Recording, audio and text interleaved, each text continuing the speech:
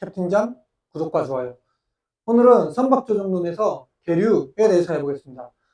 선박이 터미널에 접안하기 위해서는 계속 붙어있기 위해서 모링을 해야 하는데, 모링 종류에는 스프링 라인, 브레스 라인, 헤드 라인, 그 다음에 스턴 라인이 있습니다.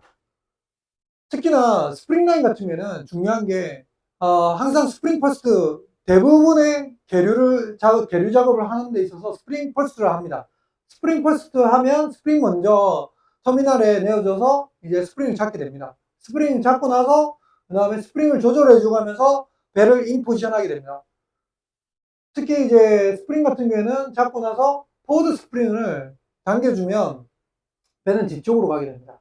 그 다음에 애프터 스프링을 당겨주면 배는 살짝 앞으로 갑니다. 그렇게 해서 스프링으로 해가지고 인 포지션을 딱 만들어준 다음에, 그 다음에 브레스트, 그 다음에 스턴라인하고 헤드라인하고 스턴라인 같이 하면서 배를 이제 모링 해줍니다. 그리고 그 모링 로프에는 합성 섬유 로프가 있고, 그 다음에 와이어 로프가 있습니다. 합성 섬유 로프는 일반 선박이나 프로덕트나 예를 들어서 PCTC, 그 다음에 컨테이너, 그 다음에 벌크선 같은 경우는 대부분 합성 섬유 로프를 쓰게 됩니다. 탄성도 있고, 그 다음에 와이어 로프에 비하면 그 모링 오퍼레이션 하기에 편합니다. 와이어 로프는 무겁기도 하고 이제 오퍼레이션 하기도 힘듭니다. 그리고 와이어 로프만 모링으로 하는 게 아니고 와이어 로프 끝단에 테일 로프는 합성 섬유 로프하고 재질이 거의 비슷한데 테일 로프가 두 개, 그러니까 와이어 로프 끝단에 테일 로프를 이제 연결된 상태에서 테일 로프가 터미널에 보내져서 이제 잡게 됩니다. 여기서 이제 와이어 로프를 보내줘가지고 그 터미널에 잡은 다음에 어느 정도 잡은 다음에 그 스토리지 드럼에서 텐션 드럼으로 넘겨줘가지고 텐션 드럼 몇 바퀴 감아한 상태에서 텐션을 마지막 타이트 하게 되는데 그때 텐션 드럼에 한 두세 바퀴만 감게 되면 나중에 특히나 VLCC 같은 경우에는 드라프트가 20m에서 10m로 거의 10m 차이가 나기 때문에 한 세 바퀴, 두 바퀴가 감아주고 나서 브레이크를 잡으면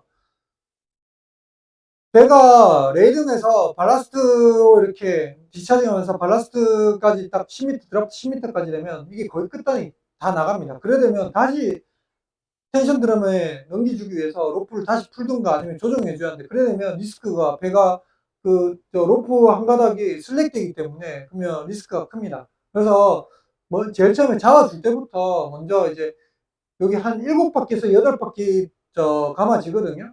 이 텐션 드럼에.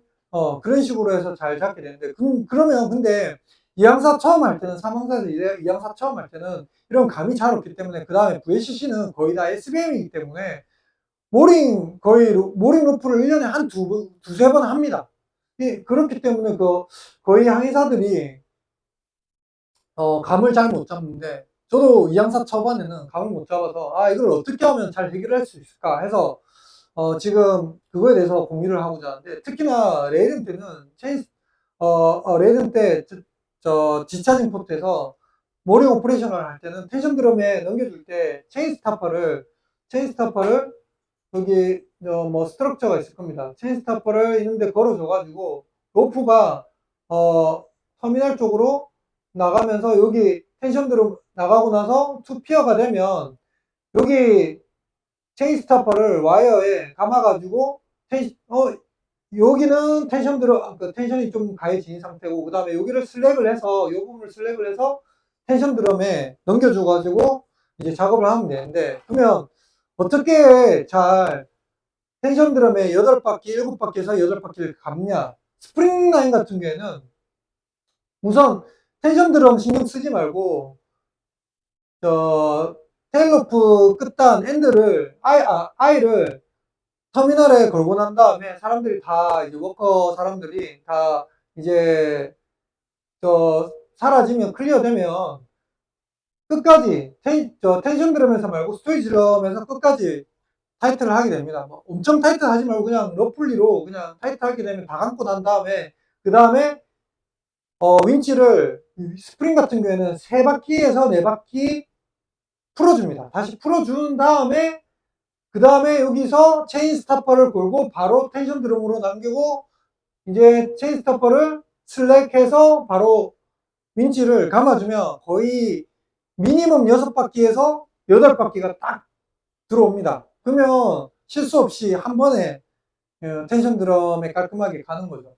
그 다음에 브레스트 라인 같은 경우에는 똑같이 거의 3, 4바퀴. 근데 스프링 같은 경우에는 실수했다 해가지고 또 풀어주고 하면 아까 만약에 중국 강 같은 경우에는 이제 커런트가 엄청 조차가 크기 때문에 스프링을 잡은 거를 슬랙 해준 순간 배가 밀립니다. 그렇기 때문에 무조건 텐션 드럼이 약간의 실수가 투레어, 원레어, 그러니까 원레어 조금 되거나 투레어가 된다고 하더라도 절대 풀어주면 안 됩니다. 풀어주면 배가 밀리기 때문에 스프링은 실수하더라도 나중에 올 라인을 매일 테스트 한 다음에 다시 이제 마지막에 다시 선장님하고 그 다음에 육상 측 사람하고 커뮤니케이션 해서 스프링을 다시 풀어가지고 텐션 드럼 조정하고 그 다음에 스프링을 계속 꽉 잡고 있는 다음에 브레스트 라인 같은 경우에는 이제 끝까지 텐션 드럼에 어느 정도 넘기지 말고 그냥 바로 스토리 드럼에 계속 감아 들인 다음에 세, 4바퀴 다시 슬랙해서 그 다음에 체인 스타퍼로 여기 잡아줘서 이 부분을 슬랙한 다음에 요거를 텐션 드럼에 넘기면 텐션 드럼에 한 7바퀴, 8바퀴 감깁니다.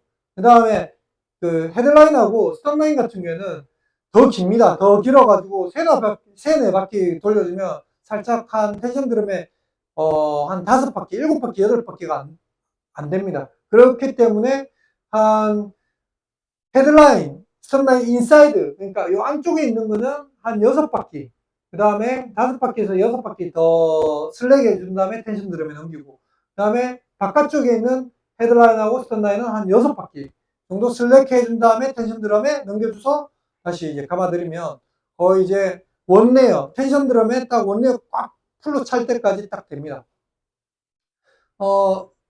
이제 윈치의 텐션 드럼에 와이어를 쉽게 감는 방법에 대해 설명했고, 그 다음에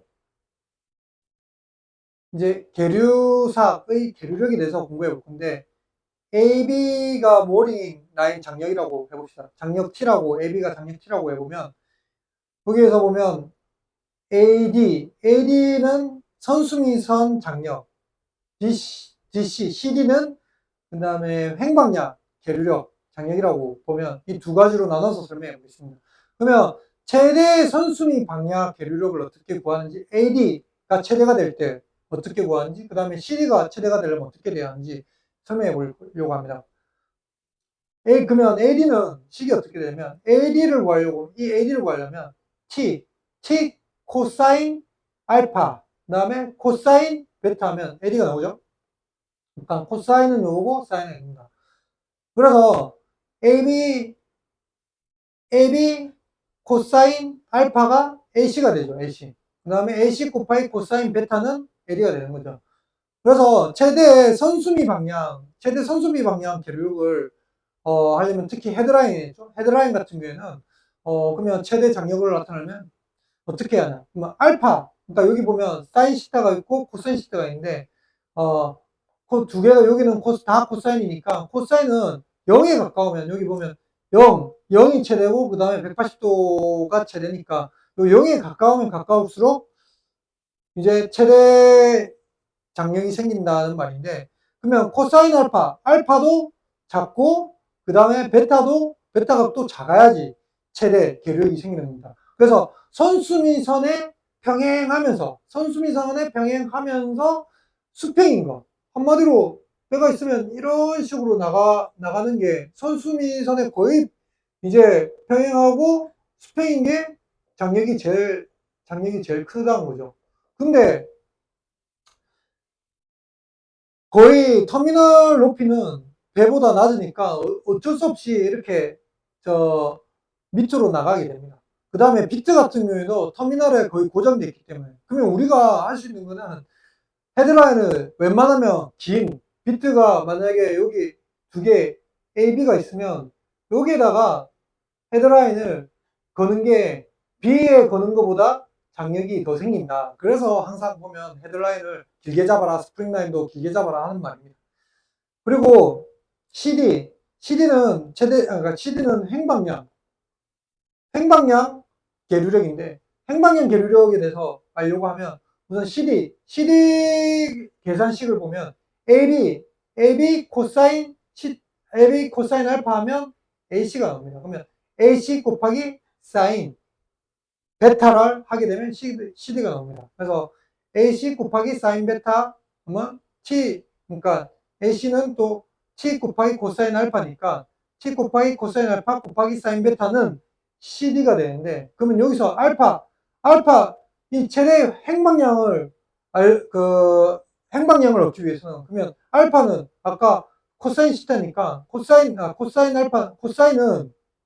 알파가 작아야지 되고, 그 다음에 사인 같은 경우는 2분의 파이, 이때 90도일 때 제일 큰 값을 가지네요. 그래서 베타는 크게 해야 합니다. 한마디로 이렇게 예를 들어서 브레스트 같은 경우에는 브레스트 최대 횡방향 계류력을 얻게 하려고 하면 어떻게 알파는 이제 저 알파는 작게 해야 하고, 그 다음에 사인 베타는 이제 직각에 가깝게 해야죠. 알파는 작게 하면 거의 이제 평행하게 이렇게 된다는 거죠. 이런 식으로 되고, 그 다음에 베타 같은 경우에는 거의 직각으로 이렇게 브레스처럼 이렇게 되면 횡방향 최대 계류력이 생기는 거죠. 좀 어렵게 제가 설명한 것 같은데, 간단하게 말하면 최대 계류력을 횡방향하고 그 선수미 방향, 그 다음에 종방향이죠. 종방향 최대 계류력하고 횡방향 최대 계류력을 이제 하려고 하면, 선수미 방향은 헤드라인으로 생각하면 될 거고, 그 다음에 횡방향 같은 경우에는 브레스 라인을 생각하게 됩니다. 헤드라인은 길게 가고, 그 다음에 근데 브레스 같은 경우에는 이게 길게 비트는 정해져 있기 때문에, 비트가 앞쪽 뒤쪽에 있으면 뒤쪽 비트, 예를 들어서 비트가 여기도 있고 비트가 여기도 있으면 브레스트를 여기 잡는 것보다 여기 잡는 게 더 장력을 강하게 만들 수 있는데, 비트는 일직선에 다 똑같이 있어요. 그래서 브레스트는 장력을 저희가 컨트롤 할 수가 없어요. 이론적으로는 이렇게 돼 있는데, 실제로 모링을 하다 보면 여러 가지 변수가 있기 때문에, 그러나 이 이론을 배우는 건 어떻게 하면 장력을 강하게 잡을 건지, 그거에 대해서 이론을 알고 실전을 하면 더 좋다는 취지에서 오늘 강의를 해봤습니다. 오늘은 여기까지 하겠습니다. 구독과 좋아요.